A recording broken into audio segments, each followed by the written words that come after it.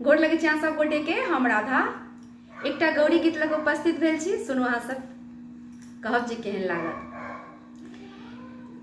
जनक जी के बगिया में भोर धूप हरिया में कोयली गाबै छै तान।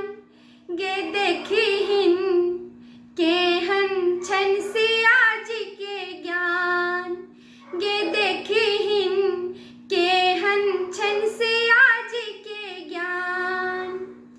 बीच सभा में सिया जी बैसल छथि, फूल के चुन चुन माला गुथै छथि।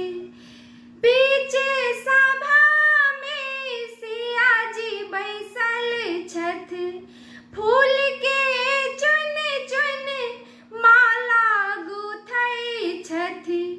फूल चुने वाला माला गुथे वाला मांगै छथि सिया वरदान।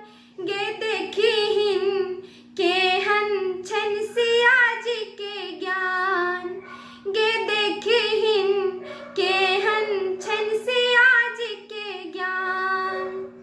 बीच सभा में सिया जी बैसल छथि, रामचंद्र बड़लै करुणा करै छथि।